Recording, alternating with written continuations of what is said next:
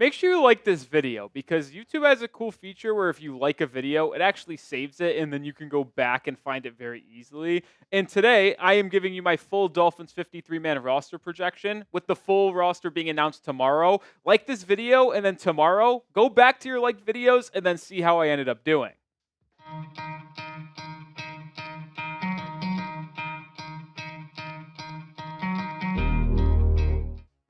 I am Nic Rohloff. This is Dolphins Today by Chat Sports. And like I said off the top, we are doing my final Dolphins 53-man roster projection. Cut down day is tomorrow. 4 p.m. Eastern time is when all the rosters have to be set. So we'll know who's on IR, who's on the 53-man roster heading into week 1 against the Jacksonville Jaguars. I'll start off my projection with the easy ones. We'll get a couple layups in there, if you will. Tua Tagovailoa and Skylar Thompson. They are going to be your two quarterbacks kept tomorrow after Mike White got cut on Sunday morning. Skylar beat him out. Now, it is intriguing because with the NFLPA vetoing the new rules proposed in the CBA to where you can have unlimited moves up from practice squad for that third quarterback, it might entice people and teams to keep 3 quarterbacks on the 53-man roster. But with Mike White already being cut, it looks like on the initial one, they're at least only going to keep 2. So Tua and Skylar are your guys. Running backs were a little bit interesting. I think you have your top 3 without a question in Raheem Mostert, Devon Achane, and Jalen Wright. The question is, who is going to be the 4th running back on this roster? I have long projected Jeff Wilson to be cut because I believe Chris Brooks would be a better fit on this team. But in my final roster projection, I'm actually going to go with the veteran, Jeff Wilson Jr. He got a bulk of the carries this preseason. Didn't look that terrible, even though he did have a drop bad in the first preseason game, but also caught a touchdown in that game against the Atlanta Falcons. Chris Brooks suffered that nasty little head injury against the Commanders in week 2 of the preseason. I don't know what his status is going to be. And with that up in the air to this point, I'd rather the Dolphins keep it safe and keep Jeff Wilson on this 53-man roster. Initially, we'll see if Chris Brooks is going to be able to be healthy and return because I'd still like Brooks on this team, but maybe he's going to be a practice squad member and Jeff Wilson is the 4th running back on this team. But I don't expect him to get a lot of carries anyway because these top 3 guys are going to be the 3 getting the bulk of the work. Pick a running back for me down in the comment section, though. Would you rather keep Jeff Wilson or Chris Brooks? Take in the fact the Chris Brooks injury, and you don't know what his status is going to be for the next week or 2. Let me know your thoughts down below. Wide receiver is a little bit tricky as well. Tyreek Hill, Jalen Waddle are absolute Lockersteins. The question is Odell Beckham Jr. OBJ still on the PUP list, at least as currently filming. Coach Mike McDaniel was unsure if OBJ was going to be activated off the PUP list or begin the year on the PUP list, which would require him to sit the first 4 games of the season. I actually think he's taken off the PUP list, which means he's going to play in somewhere in the first 4 games of the season, which makes him someone that's on the 53-man roster and is accounted for. I think Braxton Berrios and Malik Washington make it, and Eric Ezukama, who was in a boot for that final preseason game on Friday, did not play, was at practice earlier this morning without a boot, so I think Ezukama is going to be ready to go. I think the Dolphins ultimately keep 6 wide receivers, and it is a no-brainer to me with River Craycraft's injury, which we'll talk about later at the end of today's video, that these are going to be your 6 if OBJ is off the PUP list. I'll say this, if Odell Beckham Jr. stays on the PUP list, I actually think Miami only carries 5 wide receivers through the first 53-man roster. Tight ends / fullbacks here, 4 of them, Jonnu Smith, Durham Smythe, Julian Hill, and Alec Ingold. Ingold's obviously a roster lock. Jonnu Smith, Durham Smythe seem pretty confident to be on this team, and I'm very bullish on these tight ends as well. I think Jonnu Smith is going to be absolutely fantastic for Miami this season. Used on end arounds, used on pop passes over the middle of the field as a blocker in these motion style offenses that McDaniel likes to run. I think Jonnu Smith is going to be one of the biggest surprises in the NFL this year. Not just Miami, but the entire NFL. And with Julian Hill playing well this preseason as well and training camp, I think Miami's keeping 3 tight ends. So to me, this room feels pretty set in stone.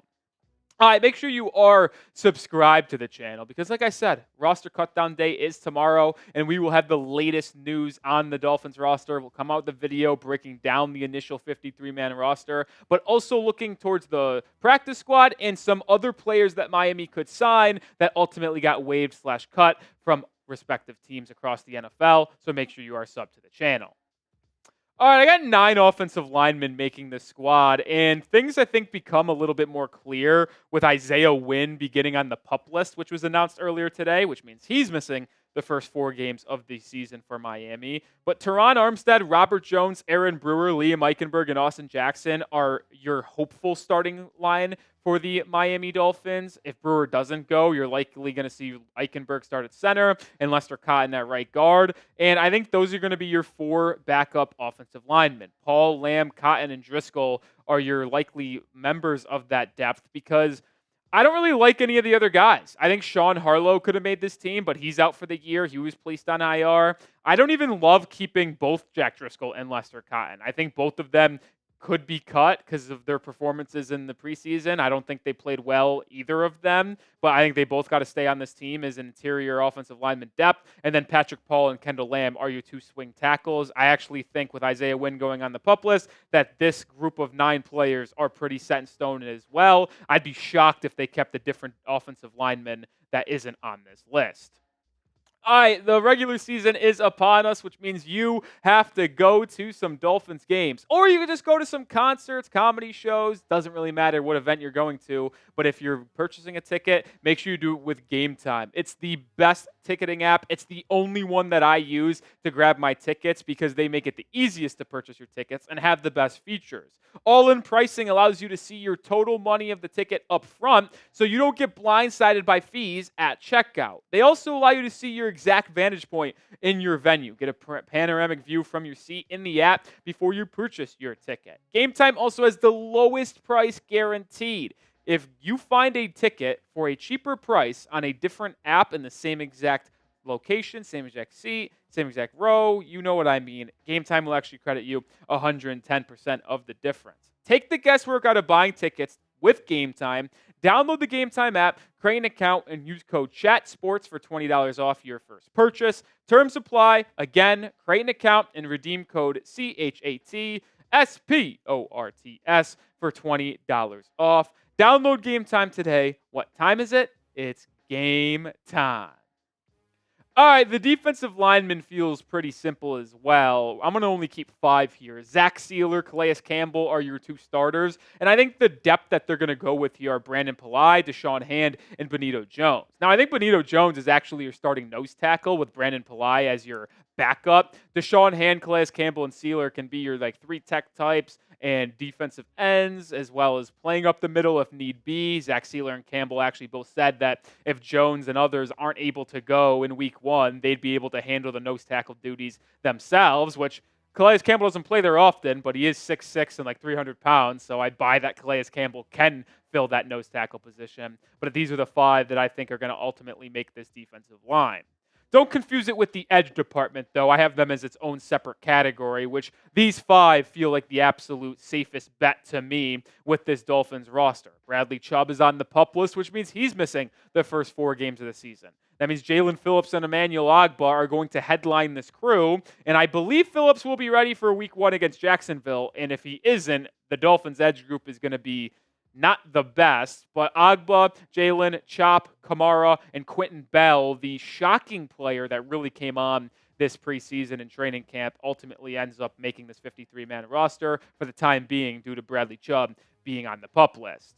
Interior linebackers, pretty safe if you ask me. David Long Jr., Jordan Brooks, Anthony Walker Jr., and Duke Riley. We'll talk about Channing Tindall at the end of today's video, but I think it's pretty clear that they're going to keep these 4 guys because Duke Riley was not in pads for the final preseason game against the Tampa Bay Buccaneers. There is no Duke Riley injury, so the fact that he wasn't in pads means he is absolutely on this roster. So these are your 4 linebackers. It's just the question if Channing Tindall did enough to make this team for the Dolphins to keep 5 interior linebackers. I'm going pretty heavy at cornerback here, and I know this might surprise some people. I'm keeping 7.